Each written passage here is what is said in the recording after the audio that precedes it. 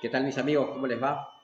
Un placer reencontrarnos nuevamente a través de este medio que se ha hecho tan habitual después de la pandemia, solemos decir. Fuimos forzados en algún aspecto a utilizar eh, este formato, esta plataforma, para comunicarnos y para poder entregar mensajes, comunicar cosas. Y en esta oportunidad, teniendo en cuenta la secuencia de videos que quise compartir con ustedes, a propósito de los 120 años del Ejército de Salvación aquí en la ciudad de Artigas, en este mes, recordando, celebrando en algún aspecto los 160 años de los fundadores del Ejército de Salvación. Y claro, vienen a mi mente una secuencia de cosas que quisiera compartir y no siempre tenemos la oportunidad de hacerlo. Pensaba en lo que ya compartí con ustedes, la ascensión de Jesús, Pentecostés, la alimentación de los 5.000, las 12 cestas llenas. Y vino a mi mente en estos días una palabrita que la he esquivado bastante, que es el remanente. Un poco tal vez llamándome la atención de una experiencia personal, la cual la he llevado a través del tiempo, la he compartido en muchos lugares, para tratar de entender los propósitos y caminos de Dios. Ustedes saben que en la Biblia, allí en el libro de Génesis, Dios preserva a Noé y a su familia para preservar su plan, para salvar su plan, que tiene que ver con la humanidad. Y tendríamos que decir, este era el remanente de Dios en ese tiempo. Si pensamos en el pueblo de Israel, después que viene del exilio babilónico, allí en Isaías 43, tendríamos que pensar, ese era el remanente de Dios para preservar su plan para con la humanidad. En los tiempos más modernos tendríamos que pensar en la primera iglesia, la iglesia primitiva. En Hechos de los Apóstoles, Dios tiene planes para con sus hijos. Como experiencia personal, por ejemplo, razón por la cual muchas veces la palabra remanente me resulta un poco difícil de interpretar.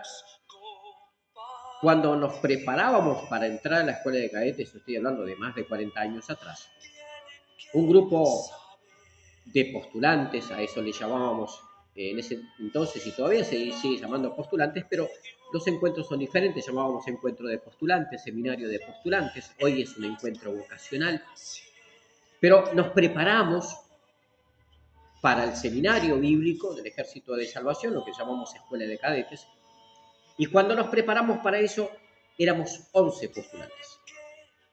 Llegado el momento de entrar a la Escuela de Cadetes, que se hace efectivo el ingreso, éramos 9, y después, con el paso de los 2 años, salimos 7 oficiales, y de la sesión Siervos de Dios, a la cual pertenezco en el territorio, soy el único que queda.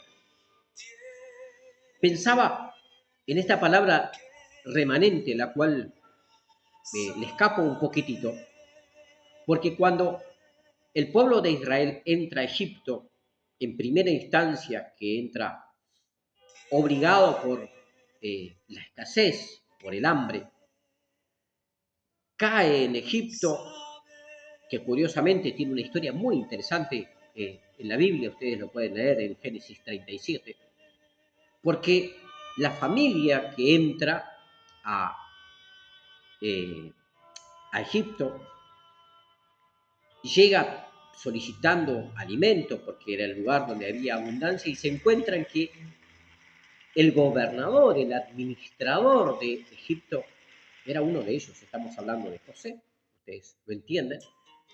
Pero lo más interesante de todo esto es que entraron 60, 70 personas a, a Egipto. Es decir, si hablamos de remanente, creo que no es, es un número pequeño, 60, 70 personas, a eso le llamaríamos remanente, razón por la cual escapa un poquito de la palabra. No para pensar de que es un residuo, es lo que queda, es lo que resta.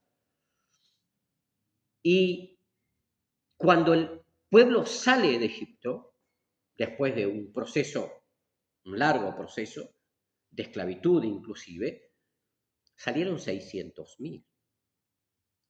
Entonces, ya el remanente no es pequeño, es muy grande, es inmenso.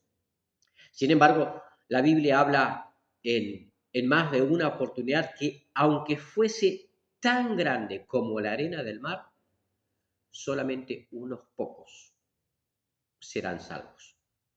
¿Qué desafío para la iglesia preguntarse cuál es el remanente de Dios?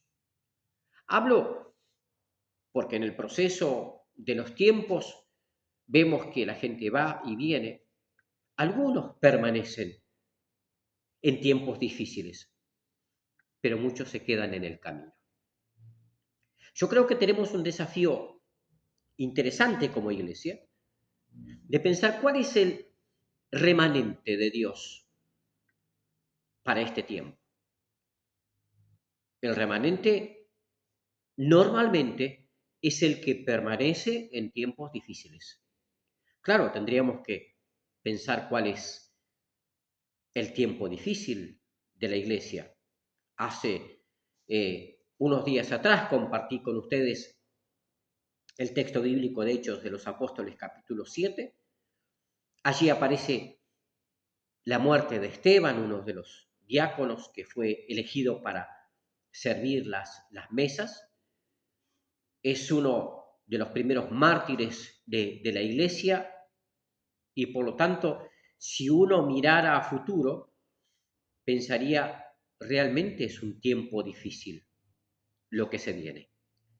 No siempre sería todo tan fácil, porque si ya comenzamos con la muerte de un hombre, entonces se podría visualizar tiempos difíciles para la iglesia.